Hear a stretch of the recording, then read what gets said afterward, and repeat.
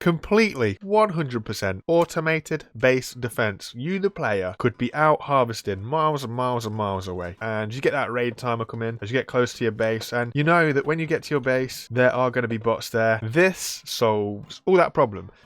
Hi there guys, how's it going? So, yeah, completely and utterly automatic base defenses where you as the player literally doesn't have to do anything. We have created it. Oh yeah, before we get into this video, can you please subscribe? That'd be awesome. You guys are fantastic with the subscriptions. I appreciate every single one of you guys.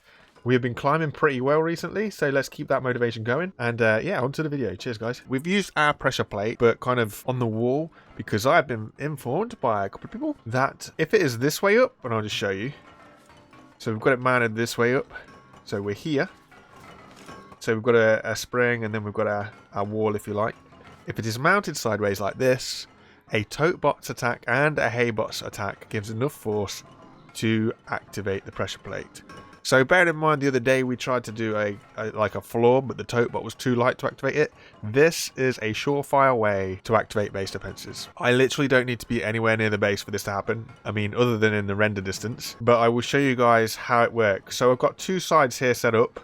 I've got one side here, which is basically, we've got suspension and a selection of kind of wall, if you like, that they hit that.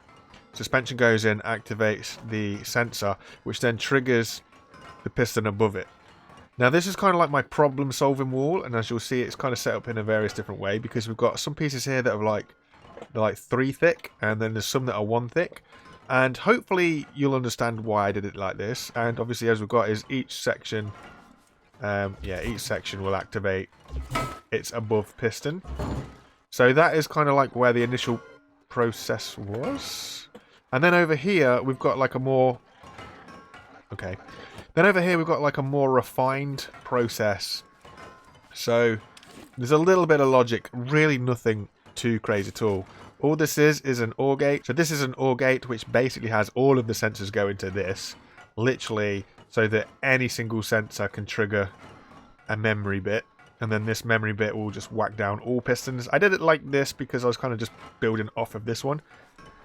The argument is, I guess you could use just one piston to do all this. I've done it in 3 stages just because. So I've got, 3 sensors go up to an OR gate, which means any sensor, so if they hit this bit, or if they hit this bit, or they hit this bit, will trigger the memory, which will basically activate all the pistons. And you'll see why we've done it this way, hopefully over here on the example.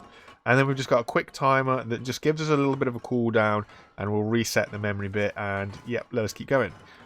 Just on the point, a couple of people said, have we tried a sensor to see if it will trigger when there's a totebot in front of it?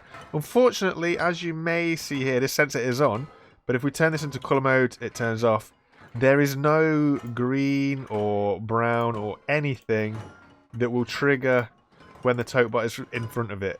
So the colour of the sensors doesn't actually pick up the bots, unfortunately. It was a good idea though from the people that have suggested it, because I honestly didn't think about it, and it makes sense. But yeah, honestly, there is not a single colour that will pick it up. As you'll see here, if we go back to colour mode off, the sensor will pick up that the bot is there. So he was just a little experiment, and that shows that.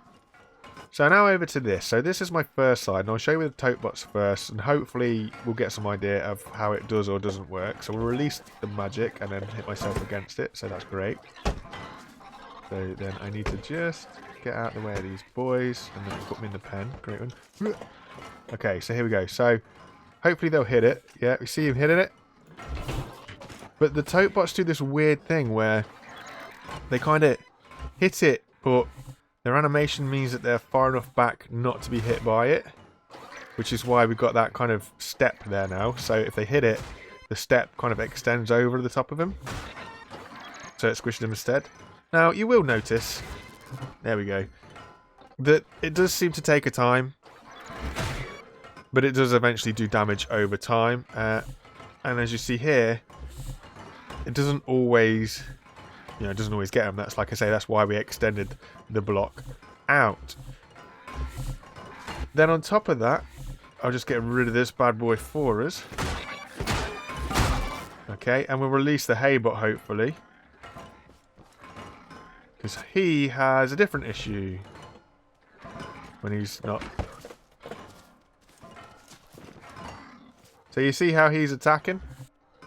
But his attack is like not strong enough to kind of hit it.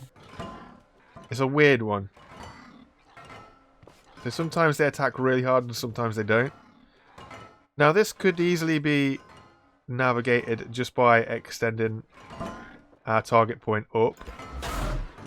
And jobs are good in. Their attack's a little bit slower and a little bit harder. But they're also pretty smart. You see how he hits it and then he kind of ran back. Hit it and ran back, hit it and ran back.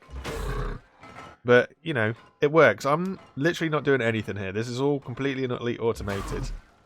And he is taking damage. It will get him eventually. It just takes its time. But as you see there, look, he's hitting it. And sometimes it triggers the piston and sometimes it goes down. Well, this is what the memory bit is all about on the other side. And this is a prime example. So he's hitting it and it's just not triggering long enough to extend the piston all the way down. So we'll just say goodbye to him. There we go. And we'll release these guys. Now, the memory bit is to stop that kind of little pulsing action that was going on there. So what will happen is, as soon as the sensors picked it up, it will trigger this memory bit to turn on and it will just slam the pistons down. And this is a half-second timer, which means it will give it enough time for these pistons to fully extend. So anything that's underneath will hopefully meet its maker and away we go. So if we come over here, look. So straight away, it's given enough time for the pistons to fully extend all the way down and just squash the heck out of him. So yeah. Same with these bad boys. Wash straight away in and done. And hopefully this little guy will do the same. A little tap. Bang. Sorted. Completely 100% automated base defense. You, the player, could be out harvesting miles and miles and miles away. And you get that raid timer come in as you get close to your base. And you know that when you get to your base, there are going to be bots there. This solves all that problem. And in all fairness, it's pretty simple to make as well. Really simple. So for my back wall, I used wooden block because it's cheap. And then I stuck a suspension on. And then I used a sensor. It doesn't have to be a level 5 sensor. You only need a sensor to go 2 squares. That is it. And then obviously I used level 3 metal simply because it is a material that will not be destroyed when hit. And that is basically it. So as long as you set your sensor to 2, and I've used standard sport suspension, and I've used only a height, like I've only used a 2 kind of height block for the metal. The rest of this is just kind of built to hold the bots in. So this isn't really a lot of metal at all. Just think you have this strip around your base, it'll save you on so much base defenses. This was only metal because what I was using. If it was concrete or a heavier material, it'd be even better still. So if this was like level 3 concrete, or even if just standard concrete or stone, great. The only thing that I would suggest do is just have your corners protected. I mean, this corner literally just holds up this beam up above with the pistons on it, but it's really not that bad. So ultimately, this is where I'm at. So I'm like this, like here, and boom, boom, boom, like here. And then I've just come up from here and here, and then I've just come out one, so I'm in front. And that's hopefully common sense as why I'm in front, because if I put the pistons above, obviously they're only going to hit here. So then I've gone piston, and I've literally just put one block across that piston, all the way across there, bush, and bush. And that is it. Now anything that hits that, link that up to that. Obviously set your piston to the height that you need it to be. Put it on the super speed. And anything that hits that is going to get squashed, basically. Such a simple build, and that is it. That is all you need. And then just scale that up as you see fit. Maybe only have one suspension around, you know, an entire side. Maybe have more, like I got set up over here, which basically, this is kind of set up so if anything hits this bit, only this bit squashes, this bit, only this bit squashes, etc. But obviously this one's set up so that the whole thing goes down. My only concern is, with it being on a piston, if you got raided a lot, say that one goes down, and a bot gets on top of that, the bot might get launched up.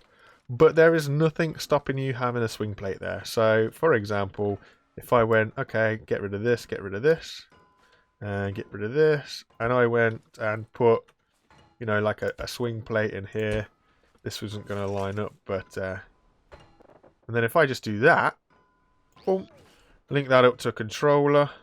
Obviously, you'd need logic to do this because a controller is slightly slower to activate than a piston is. So we're in here. We want it to start like here, for example, and then we want it to swing down to 90 degrees when it's activated. Link that up. So your bot comes in, attacks that. Can you see what I mean? Then it would swing down and squash him. Obviously, you need a little bit of a memory bit in here. We saw that it was far too fast to trigger that. So we just set up our NOR, and OR in here. Get our timer as well because we need a timer to reset it, and it also buys us enough time for the actual bearings to swing. And I don't know what it'd be. We'll try half a second to start with. Half a second there. Run over here. Whack this. Nope. Too slow. So we'll go for 1 second. So your bot comes in. Boom. Now that might be too slow. Could be too slow. We'll see. We'll get a totebot. See how it goes. So if we go... Spawn a totebot in there. He hits it. There you go. Nice and easy. So that gets you around the issue that anything can climb on top. Because obviously, if a bot hits that, he says, if a bot squeezes that in, I don't want to do it. And that closes down. The worst thing that's going to happen is when they're there, they're going to get pushed back. So, real simple. Really, really simple. So easy, so sweet. 100% automatic base. How simple is that? So cool, so easy. Thank you guys for watching. I will see you again next time. Don't know when it will be. Don't know what we'll bring. But I just want to thank my community for just pointing out some little hints and tips and seeing what works. You guys are awesome. Take it easy and bye for now. Bye, guys.